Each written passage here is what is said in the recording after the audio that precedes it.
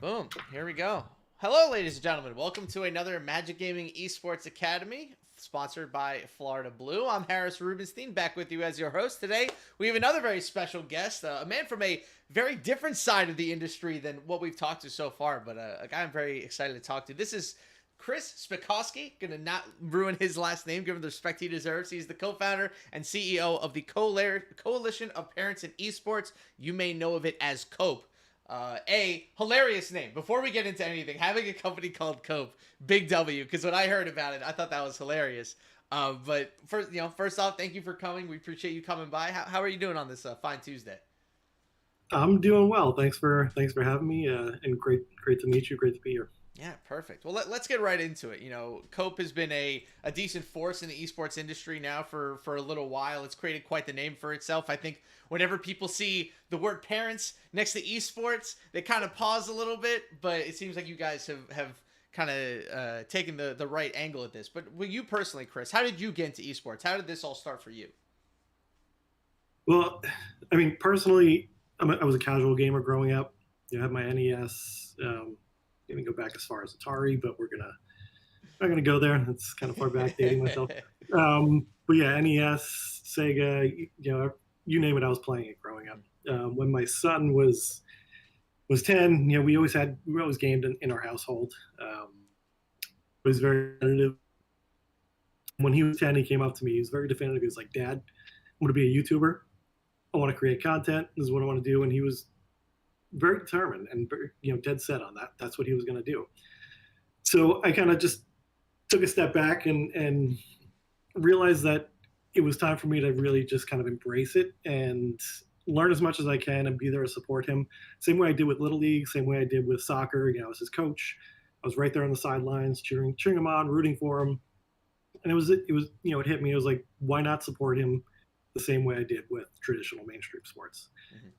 So that's kind of where it went. I helped him get his equipment set to the best that I could. I wasn't a very tech savvy guy back then. I've learned a lot over the years. Like we just talked about with Labs, OBS. And, Yep. So yeah, it was a lot of getting to learn how the esports industry worked. And when he was 13, he had a video go viral. He killed Tifu in a game of Fortnite early on. Hey. Clipped it himself and edited it, put it up on YouTube.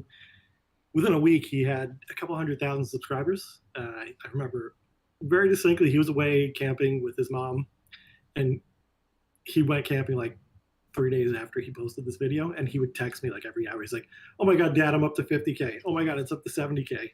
And he was just so excited to get home and to create another video, start streaming again, and just kind of keep the momentum going. So really, credit goes to him for pulling me into this esports world. And that's pretty much how I got my feet wet and got involved with it.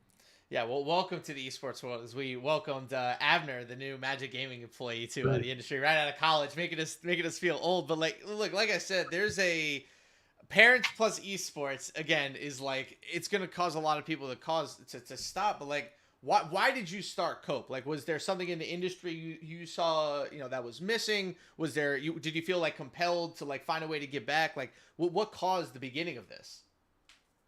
Well, and just to be clear, we were very aware that parents getting involved in esports is gonna kind of make kids pause and take a step back. We've seen it before with organizations coming in trying to gatekeep kids and like, no, you can't use this. This technology isn't good for you. We made a very concerted effort to go out there and make the kids know that we're here to support them. We're here for them. Here to make sure that they got the resources that they need. But as I was going, it was very important to us to get the respect of the kids in the esports world before we kind of move forward with that.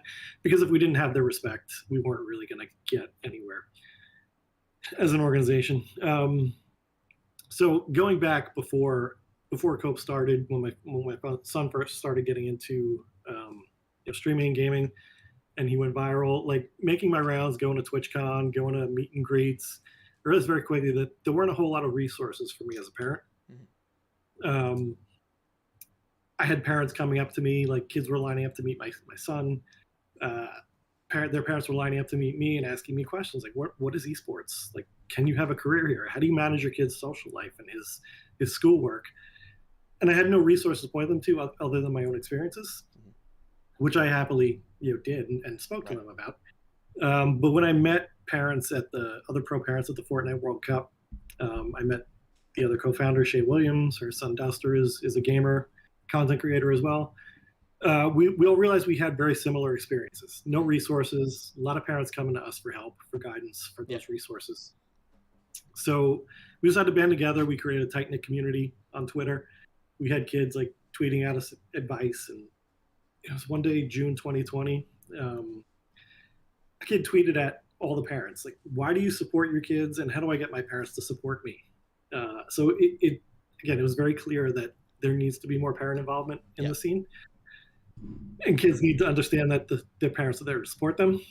So we started tweeting back and giving this kid advice and telling him how to talk to his parents. And one of the other parents that was in our circle was like, "Hey, you guys should start an organization and call it COPE, Coalition of Parents in Esports." So that night, Shay Williams looked it up. There was nothing. There were no parent organizations out there. Parents really weren't as involved. There were small communities, pockets here and there. Yep. But we looked into it, and there was nothing like that existed. So let's run with it. So we filed for 501c3 status, and the rest is history. Here we are, and we are quite aware that of the copium meme. You wouldn't believe how many kids come up to our booth at DreamHack and TwitchCon and selfies with the Cope logo. Yeah, it's pretty amusing. Because it's one of those things, right, where it's like you want to kind of, you don't want it to be the how do you do fellow kids meme, but at the same time, like, you do still need to be speaking their language. So it's kind of that perfect middle ground where you're not Steve Belushiing it, Buscemiing, excuse me, the wrong Steve. I do want to talk about actually dealing with parents in general, because gamers and parents are very important, because the gaming community is very young, right? You have a lot of guys, especially pro gamers, they'll get into it 18, 19, 20. Then the creators can be even younger, and the fan bases are even younger than that. I mean, there's the joke about how Ninja's entire fan base is a bunch of 13-year-olds. That could be a joke as much as we want. It's also very serious. Those 13-year-olds have parents. So give me an example of kind of how Cope has used its place in the industry to kind of help shift a parent's mindset. Have you ever come across a parent who was very negative towards the idea? You kind of got your hands in them and you were able to flip them over to your side. Do you have any examples of that? Quite frequently we come across that. I love that. So, I mean, a lot of it is just getting parents to realize what their kids are learning here, and getting them to realize that, first of all, your kid isn't just sitting in a room in the dark by himself. Mm-hmm. I think lockdown, the last 2 years, 3 years over COVID, has really opened a lot of people's eyes that gaming is that connector. Yep. And it helps people connected, it opens communication.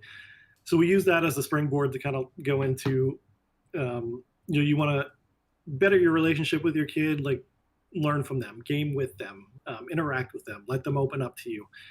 And just making them realize that there's a way for them to support and really kind of lean into all the benefits that esports has to offer. Mm-hmm. Like my son, when he was 13, he was branding himself, marketing himself, promoting. He came to me at 13 with a brand deal that he negotiated. That's awesome. It's like, what's going on here? What's happening? And all the kids in the scene here are really learning a lot. They're learning how to build communities. They're learning how to work together, talk together. We've seen kids starting up their own mousepad companies, keyboard companies, you name it. They're out there just hustling. Like when I was 13, 14, 15, I wasn't doing anything or accomplishing anything near what these kids are doing. So it's really kind of highlighting all the real world skills that their kids are learning. Working with different schools to kind of highlight all the great career paths that are out there. Your kid may be gaming, but he can take these skills he's learning in game, really get in on a career within esports, within the industry. Highlighting all the great scholarships that are out there as well. So Cope is launching a scholarship program within the next couple of weeks where kids can apply for starting off with a $2,500 scholarship. Wow. As we scale up and raise more funds, we're going to increase the scholarships for that as well. So Yeah, there's a lot to do to get parents more involved. We've seen parents come to events, go to TwitchCon, go to DreamHack and PAX, and not knowing what they're getting into and really like wanting to leave. And we've partnered up with all those to start the Copacabana. We realized like a lot of the parents that we're getting in touch with who know about us on socials already kind of get the space. They kind of understand esports. Right. It may be just a little bit, some of them more than others. But the way we're really going to start converting parents and getting them on board with esports, with gaming, is through those in-person events. Yes. Where they can they can go to a practice and watch their kids practice. They can go to an event, watch their kids compete on the big screen. We've seen a lot of parents really change their opinions on the industry and what their kids are doing, what their passions are, just by going to those in-person events. Mm-hmm. Have you encountered any parents that are a little bit more difficult to kind of like bring around to this? Like how, I don't want to call parents difficult because actually that's not true. Parents can be difficult. How do you handle a difficult parent, right? A kid comes to you, hey, I love esports. I'm trying to get into this. My parents just don't get it. They won't give it up. Like, do you have to do it gently? Are you kind of like being assertive with it? Like, how do you handle these more difficult parents? So we've had our Twitter DMs are flooded daily with requests on how do I talk to my parents? How do I get my parents to listen to me? Some kids have come to us with, PowerPoint presentations they've created to show their parents. And it's a lot of getting kids to really like sit down with your parents. Don't be emotional. State the facts. State why you love what you're doing, and invite them in. We can talk to them all we want, which is a lot of times it works, and they relate to us, and they see that, okay, these are parents. They've survived. Their kids are 18 now. They started 5 years ago. They're still thriving, still doing well. But really, when the kids have that opportunity to sit down with their parents and say, hey, come play with me. Like, let me show you what I love about this game. Let me show you the people I'm meeting. Really just kind of opening up their world to them. And parents kind of have to really be a little more open-minded. Right. A lot of times as parents, we're like, you need to listen to what I tell you. We're parents are here to teach.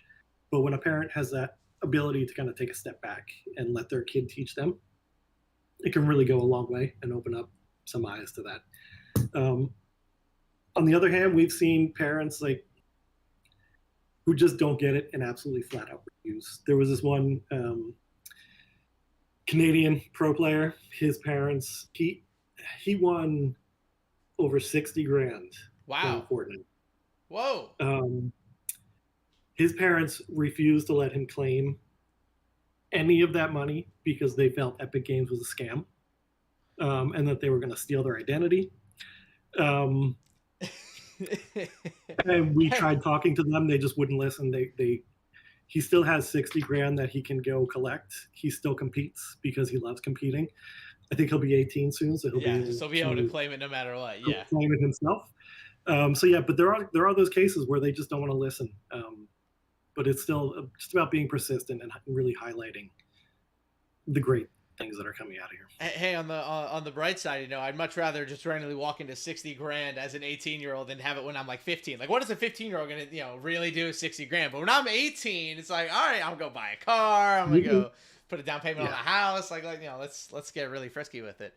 How do you buy a lot of V-Bucks as a 15-year-old? How do you balance kind of making the parents happy and comfortable versus the kids and the gamers? I know, I'm sure that you've had plenty of clashes where you've had to deal with a lot of different relationships, and obviously I don't want to say that you're like a relationship therapist, right? At the end of the day, the relationship between the kid and the parent is the kid and the parent. But how do you kind of keep that balance between being the coalition of parents in esports but also supporting the kids? Yeah, we can only really give that advice on how they communicate, but really it's finding that balance, finding that compromise between a parent and their child, and being able to work together to increase communication with each other. We tell kids a lot. We even tell parents too, like, ask your kid when they're practicing. Get a practice schedule from them. Get a schedule of competitions when they're competing, so parents know, like, okay, we don't need to. We'll have dinner ready a little earlier Hmm. so you can compete or so you can practice with your team. Right. A lot of times you see parents like, and you see it all the time on Twitter, on socials, like a kid having to forfeit a competition because their parents were dragging them out to dinner with the grandparents. Yeah. You wouldn't see that with a kid out on the baseball field in Little League Hmm. or practicing on the courts. You wouldn't see a parent walk out on the court in the middle of practice and drag their kid off, be like, it's time for dinner. They wait till after practice and they schedule that. So, I mean, a big thing is they know when a kid is going to baseball uh, practice or Hmm. basketball practice, they know the schedule. They know to tailor all the other activities around. So it's getting a kid and a parent kind of work out that schedule together, getting them to understand one another, and just, again, parents taking a step back and listening to your kids. You may not like it, um, but there comes a time where you just really need to embrace it and embrace the future that your kid wants and not the future that you Hmm. want for your own kid. I can only imagine Savannah James, who's LeBron James's wife, going onto a basketball court and dragging Bronny James by the Right? ear. It's dinner time. Get off the basketball court. Just dragging him home. He's like, I'm trying to get a scholarship here. Leave me alone. Exactly. You don't see that. No, I can only imagine the stress. So that's a great kind of roundup on like what Cup does and how it impacts things. Let's talk about you a little bit, since you're the one that we're here talking to. What has been kind of your, I would say, experience kind of moving through the esports industry? Like, are there things that you've noticed in the industry that you like, that you dislike, kind of coming through it in the lens that you have? What are some observations? I know it's a general question, but what are some things you like and dislike about the esports industry as you've gotten into it more? It's been a whirlwind, to be honest. Especially, 5 years in now, with my son who's a 13-year-old, just kind of getting to learn the landscape. It's really grown a lot over the last few years, and I'm really looking forward to seeing it mature a little bit more. Mm-hmm. With organizations really including parents, with um, some of the academy teams. I've seen it happen a lot with Magic Gaming, Misfits Gaming. My son was signed to them. Their academy team was great when they would have their players come down. Their parents would come down with them. I'd have the opportunity to sit and talk with them, go out to eat with them, and really kind of help educate them on the space. I think that's the biggest area of improvement for me, is getting parents more involved. Um, the more parents get involved, the more parents are kind of targeted and marketed to, Mm-hmm. the more they're going to allow their kids to get involved, Right. and it's only going to increase the staying power of the industry. How as you've kind of gone through the industry, because you're also doing this with your son, right? Like he's moving through this at a pretty rapid pace. You know, he's got 2 million YouTube subscribers. Like he's doing the thing. How has your experience with him as a parent kind of reflected the experiences that you deal with other parents on a daily basis? Like, have you like kind of learned some lessons yourself through dealing with other parents, or do you kind of feel like you're a pioneer in this and you had it from the beginning? It's both. Okay. I mean, I can definitely say I've learned the most from my son Mm-hmm. over the last 5 years than I have anywhere else. And I've learned a lot from watching other parents working with their kids as well. So it's definitely a lot of learning from all sides. And like I said earlier, having that ability to kind of step back and learn from your kids is really a great quality to have, and that Mm-hmm. more parents should really be open to. Sorry, we had a small emergency. My dog. Yeah, we're good. Continuing on with your son. What is it like as a parent seeing him go through this kind of growth? Is it like a little bit scary for you? Is it shocking for you? Like, how do you kind of manage this balloon of fame that he's going through, while also like still wanting to be his dad, right? Like, I know he has all these internet accomplishments, but like you still want to have that nice father-son relationship. Yeah, we've certainly had our moments, and we've grown a lot together. Like I said, it's been a whirlwind. Like, seeing the growth on YouTube and on socials was one thing, but really going to my first event with him, going to TwitchCon with him, was the biggest eye-opening experience for me. Like, stepping out of the car and walking into TwitchCon and being stopped every 5 feet for a kid to ask for an autograph, Mm-hmm. ask for a picture, was like, holy cow, this is actually happening. This is like legit. This is real. So yeah, that was kind of the craziest thing for me. and Fortnite World Cup was beyond insane. Like just the amount of people there, just being swarmed by Mhm. kids. We had to have security escort us out at one point because it was getting a little crazy. But yeah, learning from him, it's been a lot of fun. It's been a great ride through the esports industry. Yeah, hopefully I get to continue learning from him and growing together with him. So Let's talk a little bit about like kind of balancing your time. I'm sure that cope is kind of like the number one thing that you pay attention to or that your focus is on. You also have another role as the community lead for Vibe. You're a dad. You got a cute cat back there as well. Cat dad, you got work to do as a cat dad. I feel that. So like how do you kind of keep your time balanced in such an insane industry? I'm still working on that. Aren't we all? No, but yeah, I mean, with Vibe working on community lead, I really learned a lot from my son watching his community grow and watching how he maintained his community and was very open with them and how he engaged with them and talked to them. So with that experience and with my prior experience before my son's career took off, I was with Developmental Disabilities Institute for 22 years, director working with adults with autism. Mhm. So I really had that nonprofit and nonprofit community experience as well. So Mhm. combining those two, working with Vibe uh, and helping build their community, really just like tying those two prior experiences together was great. Yeah, that's a really interesting way to like combine two worlds. Like that's kind Yeah, of rare. yeah. It's kind of funny how that worked, but very grateful that it all kind of played out that way. Mhm. But yeah, I mean, managing that time it's not easy, and it's a very concerted effort to make sure that I have time to take a step back and breathe and relax and still kind of go out with my son and all the kids in the gaming house here to have fun and have a good time. So you mentioned this gaming house. Are you the dad for the whole gaming house? Like how is this working here? I've been called the gamer dad, the dad influencer, you name it. But yeah, I'm with my son, four of his friends here, all around the same age, 18 to 20. They are streamers, YouTubers, TikTokers. For the most part, they really just keep me entertained I'm sure. watching them create their TikToks. It's pretty amusing. Mhm. So yeah, so they keep it light around here. How it must be so interesting, right? Because you get into this industry, right? You're starting it now. You're dealing with parents, you're dealing with your son and some gamers, and now here you are sitting talking to me at an esports seminar inside of a content house. Like this must be like a pretty crazy like whoa, what happened in the last 5 years? Like, do you ever take any reverence of that and be like, wow, I can't believe we've really come this far with it? Daily, daily. I'm If you sure. had told me 5 years ago I'd be in this spot, I wouldn't believe you. But yeah, I mean, again, being here is great. Not just learning a lot from my son, but from the other four kids in this house, and it's great being that gamer dad and helping them. As much as I've learned from them, I like to think that I've helped them learn some stuff. I mean, I did teach three of them to drive and get their Ooh, license. So that's really cool. working on the fourth and the fifth one now. Mhm. So How do initially their about parents feel about that?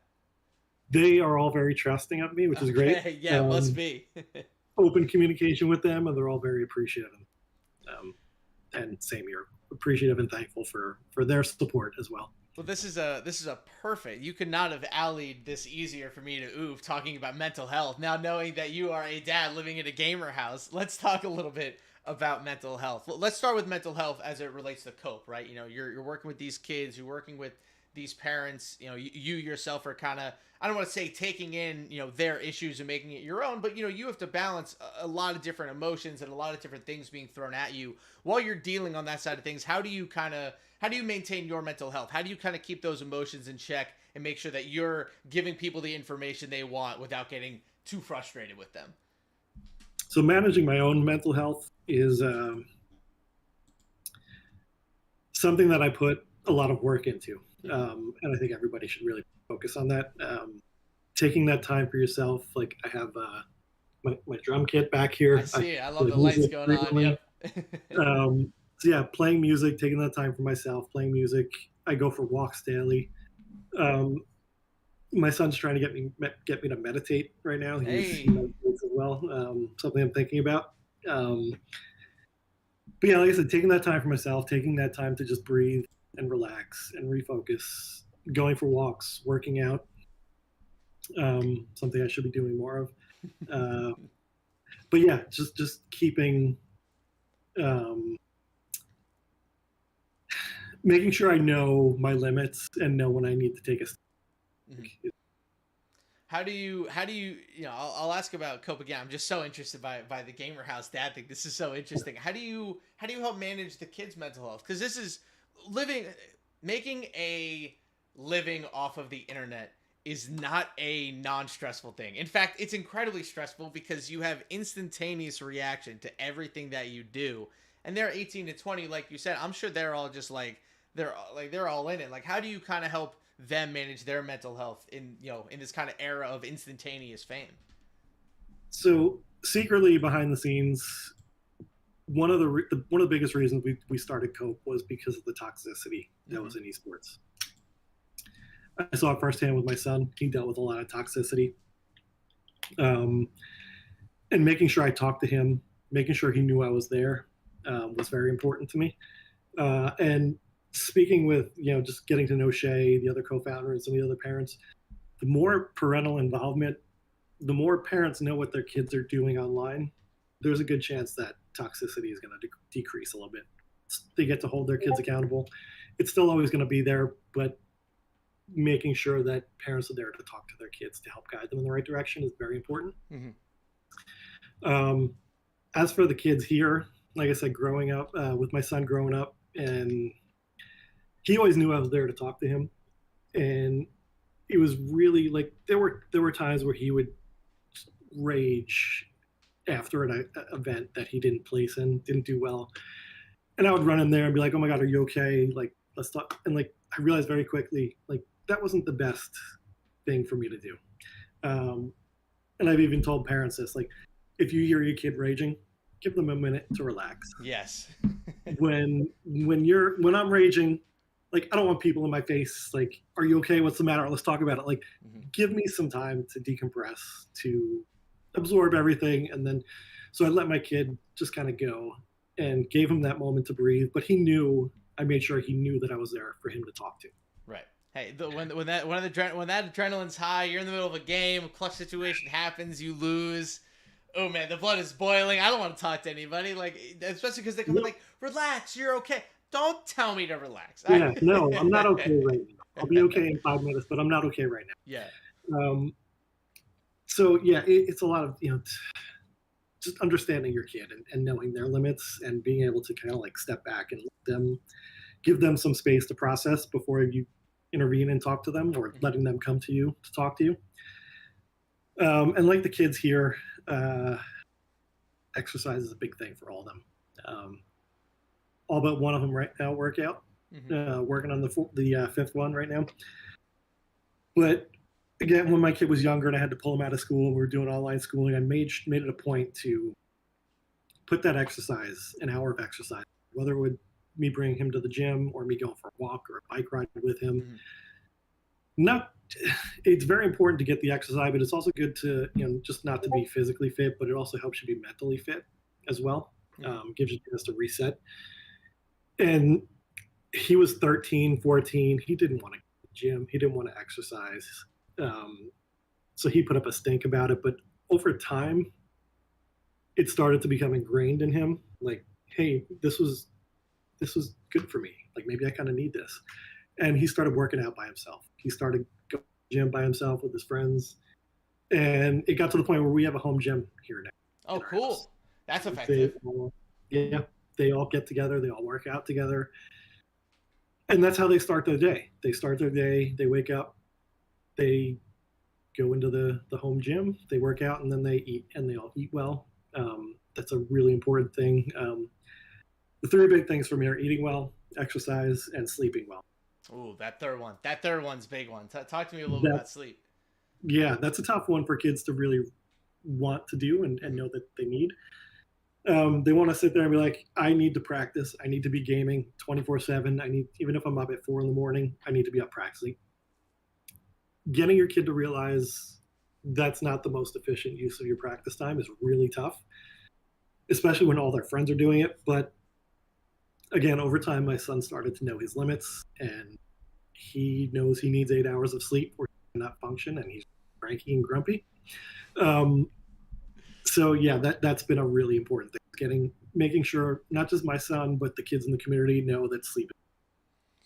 You one thing you mentioned that I don't know if I caught this earlier. You mentioned that you pulled your kid out to do online schooling, right? To kind of help, push this forward. What was that kind of transition like? Was he supportive of that? How did you guys kind of come to that conclusion? Because while it's not maybe something that's popular right now in terms of, forward in the industry, probably something that'll get a little bit more common as parents start to understand what careers their kids are building, at least on the esports side. How did you kind of start that conversation?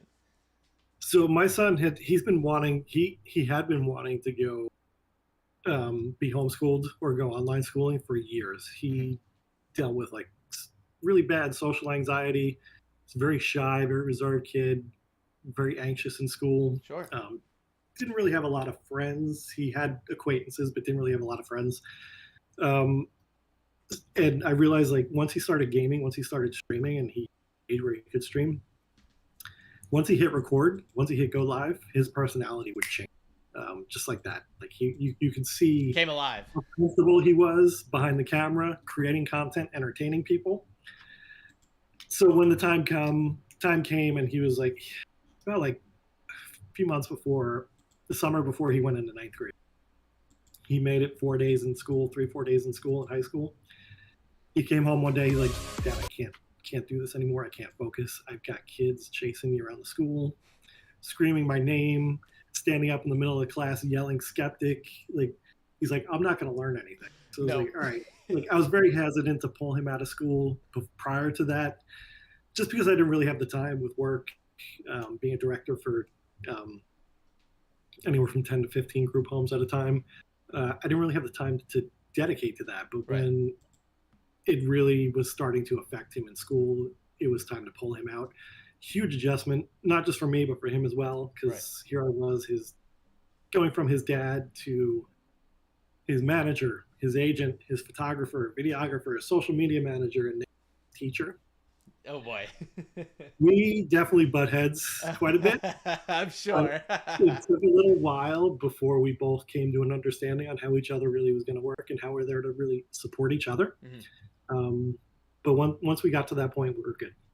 Yeah, I'm sure that the initial adjustment was like you're trying to teach him this. He's like, well, I learned this on the internet. It's like, well, the internet told me this, and like it must be so difficult because I have to imagine that homeschooling kids, at least in the modern day, I went to a private school. I have to imagine that homeschooling is it's much more internet based learning, whereas schools are very teacher based learning, and those are Mm-hmm. two very different ways to consume information, but also to like teach people because you got to be real careful when you send people on the internet just based off its accuracy or not. So props to you for at least taking the leap.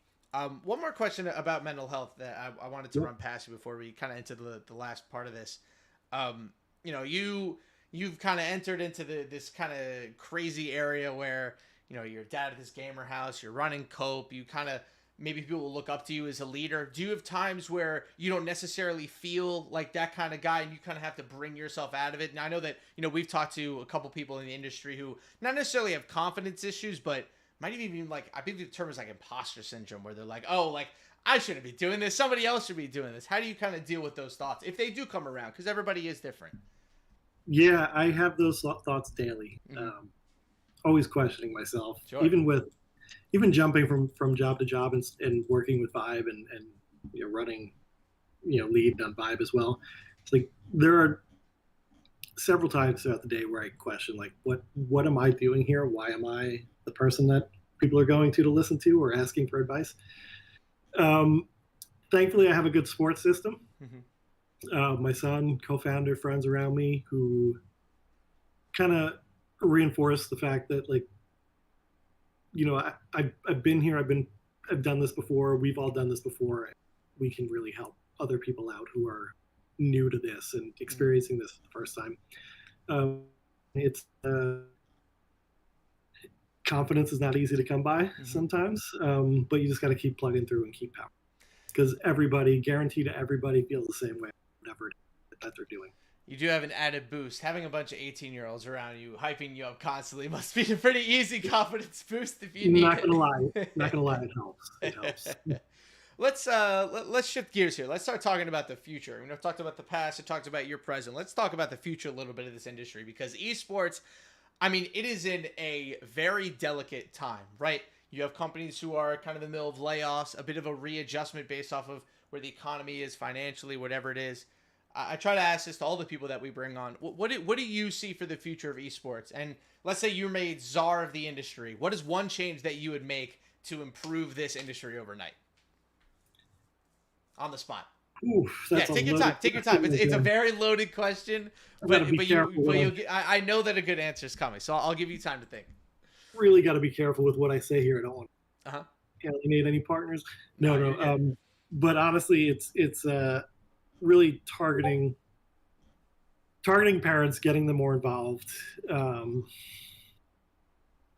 of the great things is DreamHack. We are a really close partner with them. They've been great with onboarding us to their convention. They've given us some great floor space there for the Copacabana, rocking the Copacabana theme right here. We really lean into it. But just giving parents that place to really educate them, to make them feel welcome into the industry is really important to me. I know when I first came in, there were a couple people who were like, you're just a parent. Like, go away. We don't want to talk to you. Like, you know what? I'm just a parent, but you're dealing with my kid here. So we both want the best out of him right now. Yeah. So you might want to include me in some of the talks about him. So I kind of like, I don't want to say I was pushy.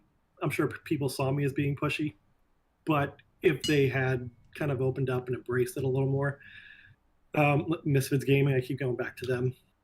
They were the first organization that my son signed with that really embraced us and embraced me. Not that they were just signing my son, but they were signing me, because it was a whole family environment. So yeah, like I said, getting more parents involved, giving them that place to really learn and understand and feel like they belong here is really important. DreamHack is doing that really well with Copacabana. It's a 30 by 30 lounge area for parents to go and hang out. Cool. Right next to the BYOC competition area. Cool. They can sit, hang out, watch their kids, have a drink, non-alcoholic. Have some water refreshments. I can only imagine what drunk parents during an esports competition would be like. I almost want to maybe try it once just to see what happens, then never do it again. They get a little crazy. Come to the after parties. There you go. Yep. Yeah. Yeah, I have to. It's very similar, like a sporting event, like you mentioned before. Right? You get a bunch of parents drunk watching their kids' basketball game or something. It's gonna get pretty ugly out there. Yeah, you don't want drunk parents running into the BYOC area, tripping over everything, yelling at people. Let's talk about the kind of future of where you are now. You have your son. You're supporting him. You're supporting his him in this kind of group in this gamer house. How do you kind of see the future of this going? Because this isn't only the only content house around. Like, there's a lot of these. There's a bunch of them around. How do you kind of see that part of the industry growing? Do you see it becoming kind of more like what you have, where it's like one kind of domineering parent figure with like all the other kids, or it's like they're all just on their own? How do you kind of see it growing over the next couple of years? Listen, I can't wait to move out of here and get my own space. No. By the way, domineering was the wrong word. I apologize. I'm kidding. I'm sure they're all watching this at some point, if not now. But I think the industry itself has to really find a way to embrace the content and push out, maybe not just a content house, but have some of their work with their creators to build that content out, instead of just relying on some of the competitions, which might not be able to bring in the revenue that they want to help them sustain. My son, when he was competing, it came to a crossroads for him, like where he was like, do I keep competing or do I go focus on content? Longevity is, I don't have to put in 15 hours a day practicing to try and get better. Yep. He knew he was naturally good at entertaining people, so that's kind of the direction he took, and he put competing to the side so he can focus on that content. And it's worked out great for him. We tell kids all the time when they're competing, like, it's great you're competing, but really focus on your brand, focus on yourself, and focus on that content as well. Seems like it's been working out pretty well for him so far. Yeah, he's doing all right for himself. He's doing pretty good. Last question. We'll end it on this. You're in this industry. You see how this goes. I want you to make a prediction for me. If you were to pick one esport that everybody should start paying attention to right now, what would that esport be? Oh boy, people in the industry or people like people trying to get into the industry, like they're trying to get ahead of the game, maybe a little bit, trying to get into what's next versus what's now. You've seen a lot over the couple of years. Do you see a way that it might be trending one way or the other? For me personally, I think Rocket League is the most fun, Okay. not just to play but to watch as well. Cool. As an organization like Cope, one for me to say would be 2K League. Hey.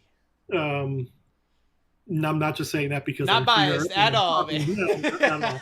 But no, seriously, when you look at some of these games, like, a lot of parents don't really understand them. Mm-hmm. They don't really know what's going on. They don't know what's happening. But you throw 2K League in front of them, they know basketball. Right. They know the rules. They might not know all the rules, but they know the basics of it, and they can really understand and watch. And maybe they're more inclined to sit and watch their kids play, mm-hmm. or to support their kids playing something that they're familiar with. Mm-hmm. So when it comes down to like familiarity, and I think that's the way we need to go as an industry. Plus, it's not a first-person shooter or anything. I remember when I was a kid growing up and I wanted to buy Halo for the first time, I had to be like, Mom, you're just shooting aliens, okay? They're not real people. I didn't tell her that you could play as the aliens and shoot the people. I didn't tell her that part. I ignored that side of it. Chris, thank you so much for joining us today. We appreciate it. Everybody, his @ is on the screen. You see it, @Spikoski, CSPIKOSKI, and also go sub to his son on YouTube. One of the big creators coming up, Septic, SCEPTIC. You got the @ in your Twitter bio as well. So it's a family affair over there. It's always so interesting to see kind of how these how the parents relate with everything. But congrats to you, congrats to everything that Cope is doing, and again, W name, like the Cope, like you can't get better than the Cope name. Appreciate it. Thank you so much for having me. Awesome. It's great being here. Awesome, of course. Well, everybody, we will have another one of these Magic Gaming Esports Academy seminars in a couple of weeks. Thank you to Florida Blue for sponsoring, as always. We will see you guys next time. For now, keep it easy, have a good week, and keep on gaming, everyone. Even the parents are getting involved.